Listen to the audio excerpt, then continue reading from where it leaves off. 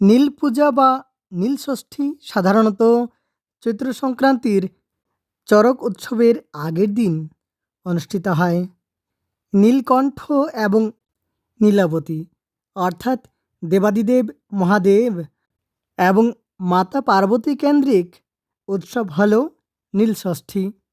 সন্তানবতী মায়েরা সন্তানের মঙ্গলার্থে, তাদের সুস্থ সুন্দর এবং দীর্ঘজীবন কামনার্থে এই ব্রত পালন করে থাকেন। দেবাদিদেব মহাদেব এবং মাতা পার্বতী পরমেশ্বরীর বিয়ে উপলক্ষে এই উৎসব অনুষ্ঠিত হয়। নীল পূজার এই বিশেষ দিনে নীল সন্ন্যাসীরা এবং শ্রী শ্রী শিব দুর্গার সঙ্গেরা পূজার সময়ে নীলকে সুসজ্জিত করে গীতিবাদ্য সহকারে বাড়ি বাড়ি ঘোরান এবং ফসল সংগ্রহ করেন। বিভিন্ন জায়গায় এই দিনে শ্রী শ্রী শিব মন্দিরে নীলবাতি দান এবং গাজন উপলক্ষে মহামেলা অনুষ্ঠিত হয়। দর্শক বন্ধুরা, আজকের এই ভিডিওতে জানব এই বছর অর্থাৎ 1432 বঙ্গাব্দে 2026 সালে কবে পড়েছে নীলষষ্ঠী। যদিও এই উৎসবের নাম নীলষষ্ঠী, তথাপি এই দিনে কিন্তু ষষ্ঠী তিথি থাকে না। তাই কোন তিথি থাকবে এবং এই দিনের দিন পঞ্জিকা পঞ্চাঙ্গই হলো আজকের এই ভিডিওর আলোচ্য বিষয়।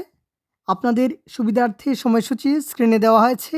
দর্শক বন্ধুরা, আসছে 29 চৈত্র 1432, 13ই এপ্রিল 2026 সোমবার, নীল পূজা এবং নীলের উপবাস, শ্রী শ্রী দেবীর নীলযাত্রা। এই দিনে তিথি থাকবে একাদশী তিথি, রাত্রি 9টা 37 পর্যন্ত। ধনিষ্ঠা নক্ষত্র থাকবে দুপুর 12টা 53 পর্যন্ত। তৎপর শতভিষা নক্ষত্র আর সকাল 9টা 34 গতে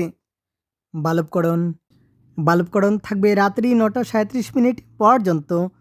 অমৃত যোগ থাকবে সকাল 10টা 24 থেকে দুপুর 12টা 53 পর্যন্ত।